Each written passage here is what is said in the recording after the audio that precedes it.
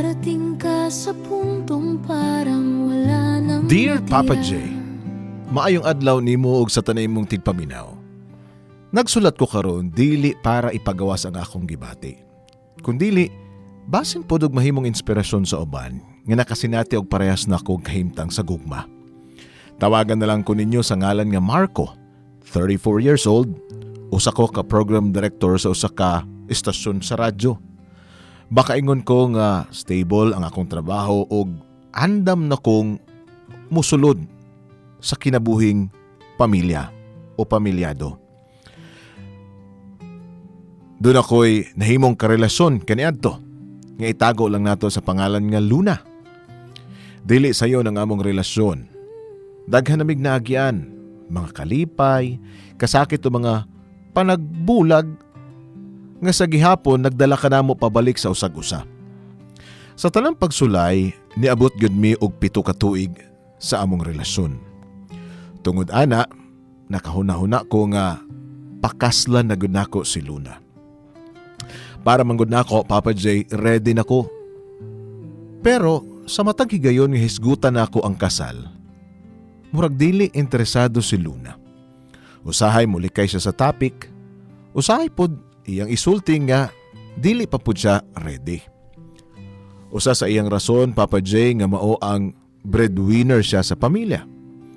Siya ang nagapatunga sa iyang mga igsoon nung nagtabang sa iyang mga gilikanan.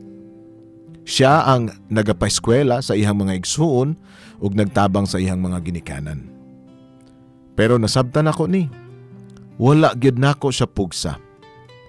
Apa na pagilaing plano si Luna. Iyang gimension sa kuha nga gusto siyang mag-abroad, kay nurse man siya, aron pod mas makatabang siya sa iyang pamilya. Sa dihang nadungog na ako na, hinay-hinay kog naka-feel nga murag wala siya plano nga mag-settle down uban ko. Didto na nagsugod nga murag nausab ang akong pagbati.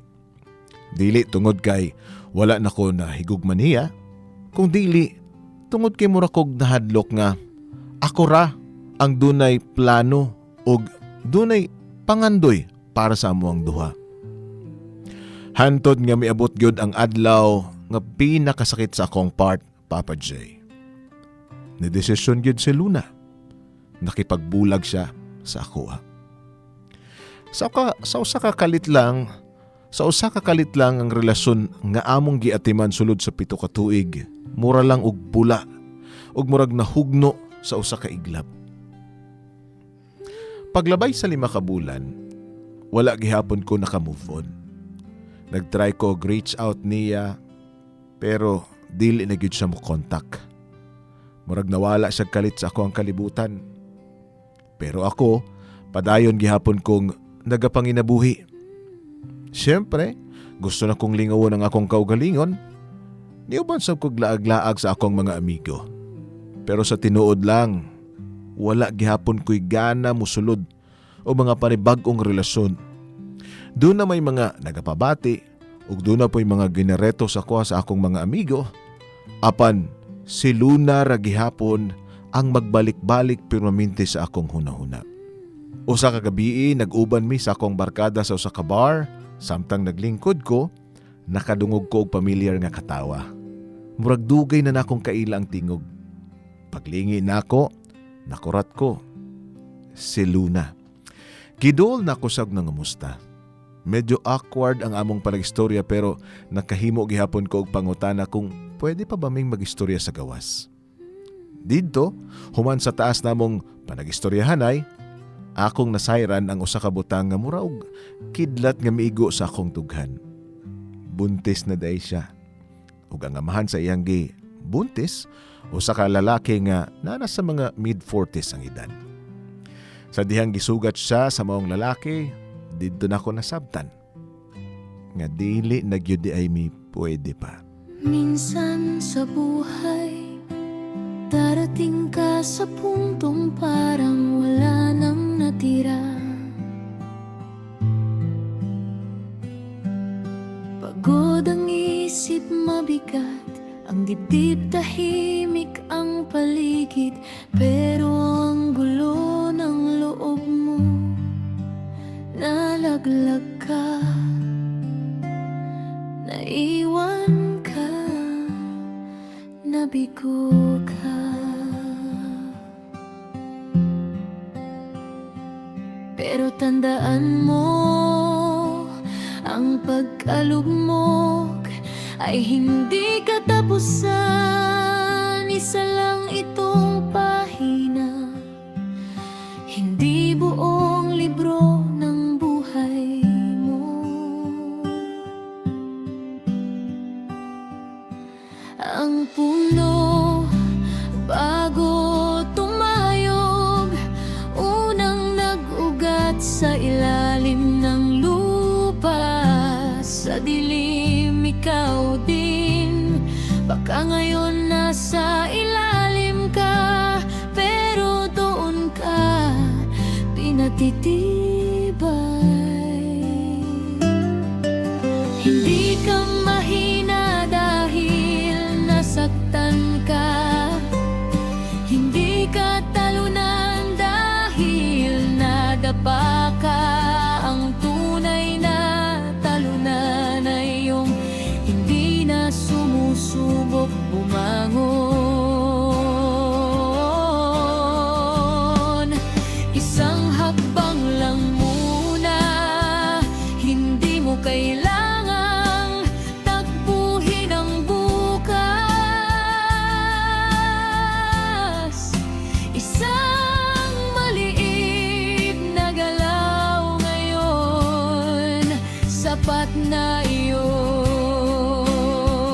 Huminga ka, magdasal ka, magpahinga kung kailangan, pero huwag susuko. Papa J, wala ko kasabot sa akong gibati atong higayuna. Nasukok ko sa akong kaugalingon. Nagapangutan ako nga nung gipasagda na ako ang among relasyon ni Luna. Nga nung wala na ako sa gipaglaban ug mas gipakita nga gusto kaay na ako siyang pakaslan. Usahay makaingon ko nga unfair kayo ang kinabuhi. Kung kinsa pa tong tinuod nga nahigugma, murag mapay pildi sa gugma. Karon, Papa J, nag-focus na lang ko sa akong trabaho. Kung na may moabot nga para nako, salamat. Pero kung wala, murag okay ra pud siguro nga mabuhi nga single, basta malinawan ang kasing-kasing. Daghang salamat sa imuhang programa, Papa J. Dinhi na lang kutob ang inyong sender, Marco. Ang puno bago tumayog, unang nag-ugat sa ilalim ng lupa. Sa dilim ikaw din, baka ngayon nasa ilalim ka, pero doon ka pinatitibay.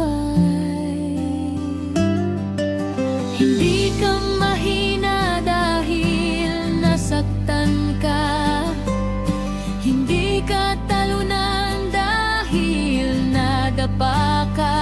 Ang tunay na talunan ay yung hindi na sumusubok bumangon. Isang hakbang lang muna, hindi mo kailangang takbuhin ang bukas. Isang maliit na galaw ngayon, sapat na iyon. Huminga ka, magdasal ka, magpahinga kung kailangan, pero huwag susuko.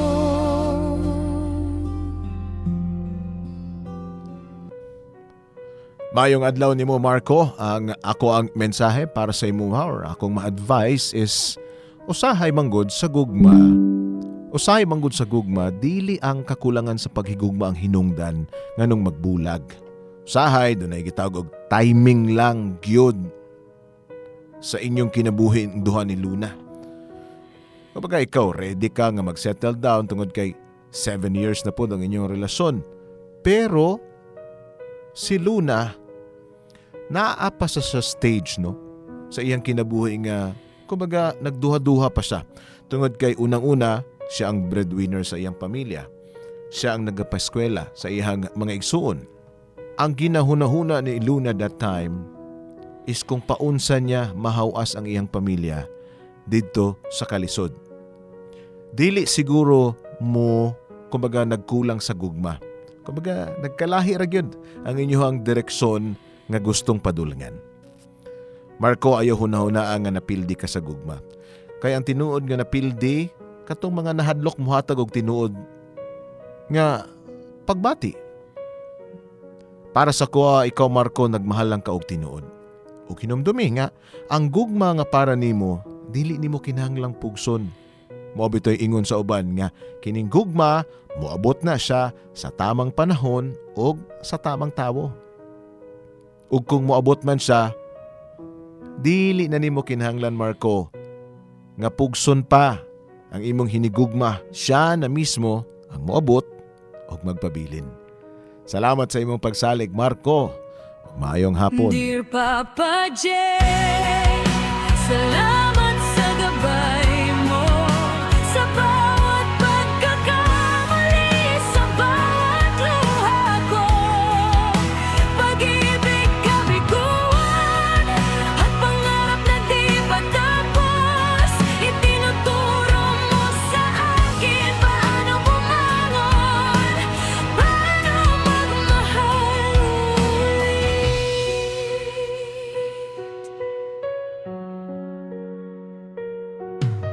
May mga araw na gusto ko na lang sumuko, pero may tinig sa loob na nagsasabi tuloyin mo. Kahit broken ang puso, kahit marami ng tanong, may pag-asa sa dulo, sa kwento ng bawat pagkatalo. Bawat sugat, bawat kwento, ginagawang lakas ang bawat pagkatalo. Sa bawat habang, sa bawat pag-ikot ng mundo, natututo akong bumangon ulit, lumaban sa buhay. Dear Papa J, salamat sa gabay mo, sa bawat pagkakamali, sa bawat luha ko. Pag-ibig kabiguan at pangarap na di patapos, itinuturo mo sa akin paano bumangon, paano magmahal ulit. Hindi perpekto ang buhay, pero may pag-asa. Sa bawat kwento may leksyon na dala. Dear Papa J, kasama ka sa bawat laban, tinuturuan mo akong magtiwala sa sarili at sa mundo.